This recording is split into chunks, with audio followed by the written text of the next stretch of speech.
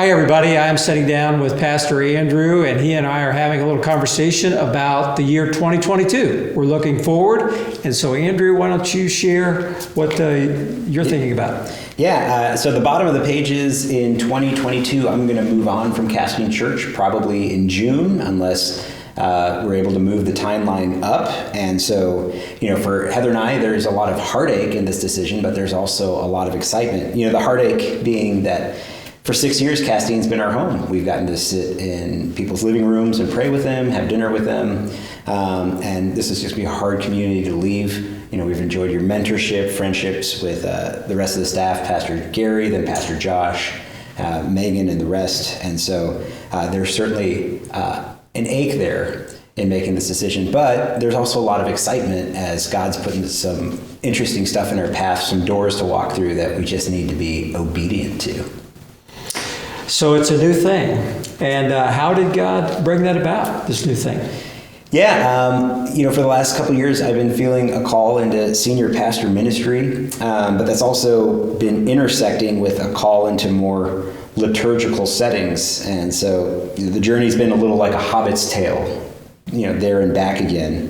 And so the intersection is like this. There are some very specific needs for Casting Church coming up in the future. Also intersecting with a direction that God's taking me. I'm going to turn 40 here in a few months. And then a third intersection of just some doors opening that I'm feeling called to walk through. You just mentioned some specific things for Casting that you see coming up. You want to name some of those? Yeah, when I came 6 years ago, I remember having very specific conversations about, what should the future of our NextGen ministry be? And you and I talked a lot about junior high. If we can invest well in our junior high ministry, then we'll see great fruit from that in our 9th to 12th grade ministry. So do well in 7th to 8th, and we will be able to shepherd people better at 9 to 12. Well, then Pastor Gary is, moving on. A couple of years later, we reconvened. We thought about how's this going, and we decided, our 5th and 6th grade ministry is really what's bringing us health in our junior high ministry, and that's what's bringing us health in our senior high ministry. And then as we looked at that even further, we realized children's ministry is really probably the premier thing we could be doing for our NextGen ministry to ensure spiritual health with our students going forward through high school. And so that brought us to the conclusion that we needed to be focused there. But I was originally brought on to be shepherding our 7th graders, through college kids. And so that's the real need I see coming up, that I'm like, this is very important to how Casting is going to relate to its NextGen ministry in the future, is how are we doing in loving and caring for our children's ministry? Well, Pastor Andrew, you have identified that that's important for our ministry and why it's important. I just have a sense, though, at least in conversations with you, that even though that's important for Casting, your heart's been moving in a different direction. Does that sound right? Yeah. I read a great article a couple of months ago talking about how a lot of people go into youth ministry because they really want to disciple and evangelize people who are 10 years younger than them, 10 years older than them. So going into ministry when I was 23 years old, that's basically 13 to 33. And so I was in a sweet spot doing student ministry and college ministry. But like I said a minute ago, I'm turning 40, and that window is looking more like people in their 30s up through people in their 50s. And so, not necessarily my call has evolved, but as I'm getting older, who that call reaches has evolved. And so as Casting is needing more care and attention in children's ministry because of the challenges we're going to be facing in the future as a church, there's a great divergence there from what my specific gifting and calling seems to be at this point in my life. You mentioned reaching down to the 30s and into the 50s. I really wish you would have at least said the 60s to include me. Hey, if there's 60-year-olds who want to be discipled by me, it would be a joy to work with them. But thank you. Whomever God brings into our lives. I thought I'd go off script and just say that. Fair enough. Hey, you mentioned earlier too about, and I've known this about you, your heart is just drawn, you and Heather, toward liturgy and its importance and just how God made you for that. Mm-hmm. Would you like to share a little more about that? Sure. So when you talk about liturgical settings, people have some things in their mind, and a lot of it's accurate. Liturgical churches tend to skew more traditional, especially the hymns that they sing, but then also liturgical churches, they have more call and response in their prayer time. They'll sing probably some section of the Psalms pretty regularly, but most importantly for Heather and I is both the creeds, where there's a brief statement of what the belief of the church is, whether it's the Apostle Creed and the Nicene Creed, but then also the taking of communion more regularly.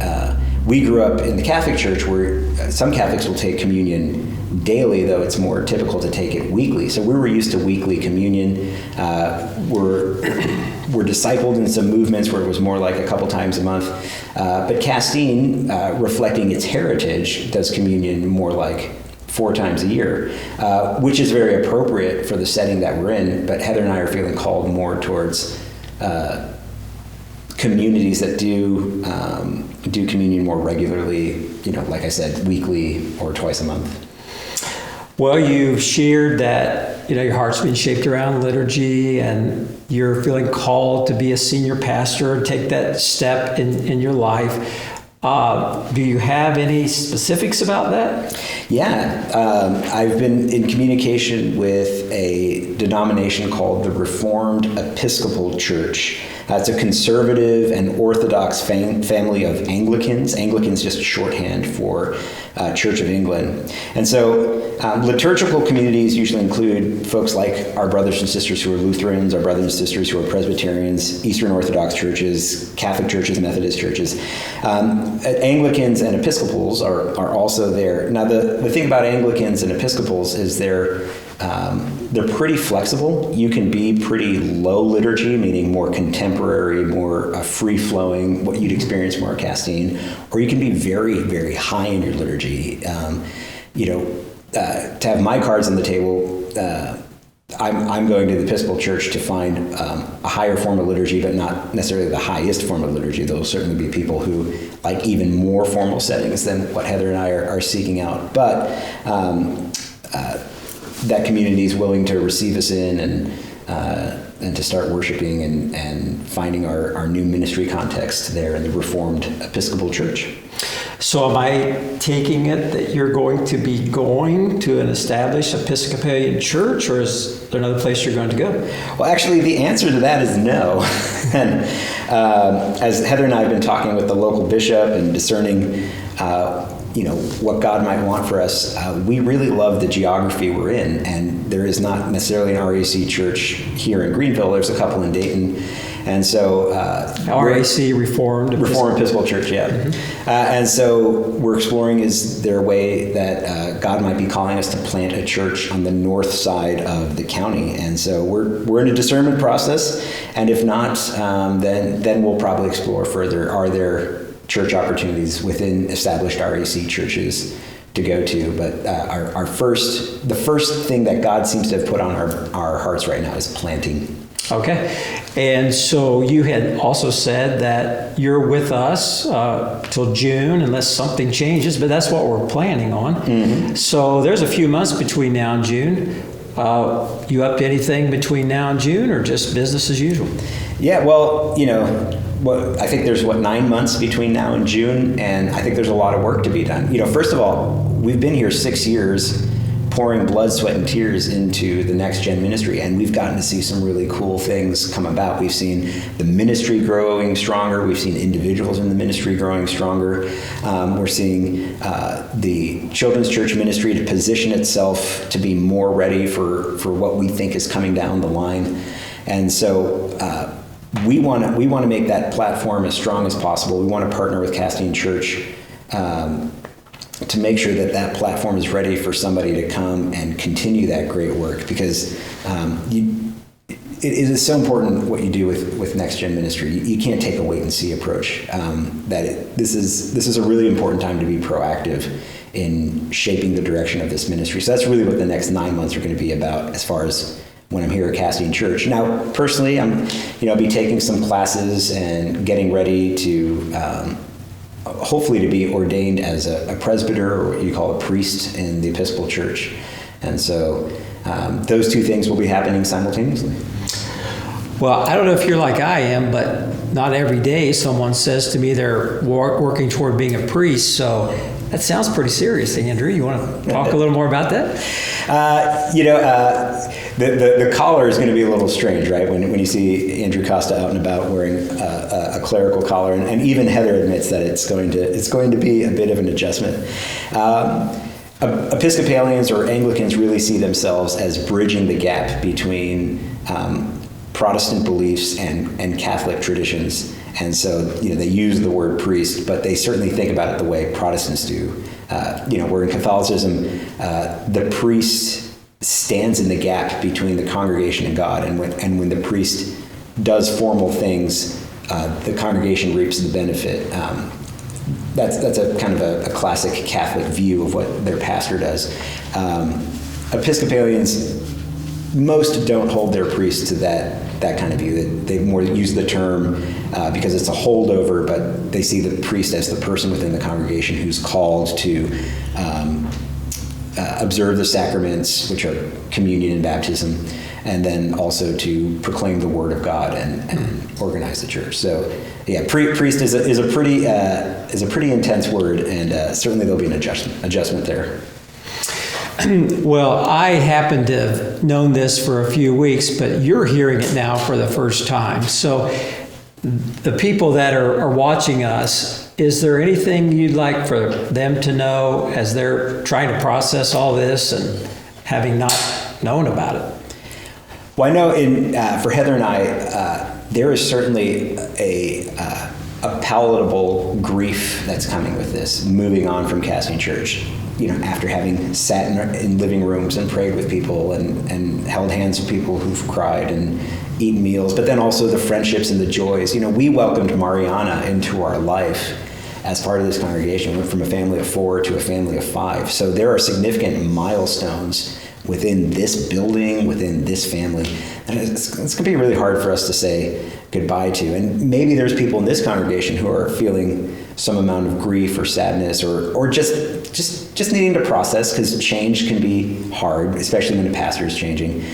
And so know that if there's sadness, we share in that, but hopefully you'll see the excitement of God doing a new thing, as Heather and I are seeing the excitement of God doing a new thing. And the one thing I would request is give yourself a week to process it before asking a lot of questions. We want to answer all your questions.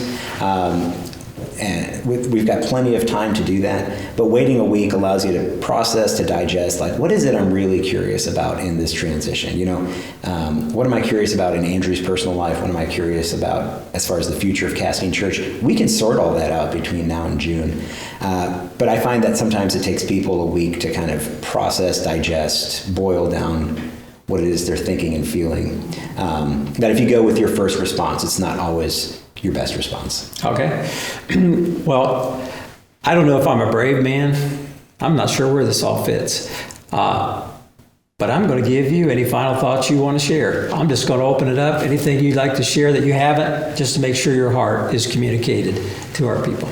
Yeah. Well, first of all, thank you, for 6 years. Certainly, when you start out in ministry, you think you know it all. And then you learn more and more how much you don't know. And so this was not my first ministry post. I certainly came in knowing that there were some things I didn't know. As I learned how much I actually don't know, you've been a great resource and friend to process. This thing that I've been processing for 2 years, is God calling me to senior pastor ministry? Is God calling me to the liturgical church? We've had those conversations, and it's been really helpful. Thank you to the church for all of it, for all those times where the families within the NextGen ministry have made sure their kids have gotten there on time and partnering with us in building a great and robust ministry. And I hope that is your heart for whoever sits in this chair next, that you would continue to invest in the program that well.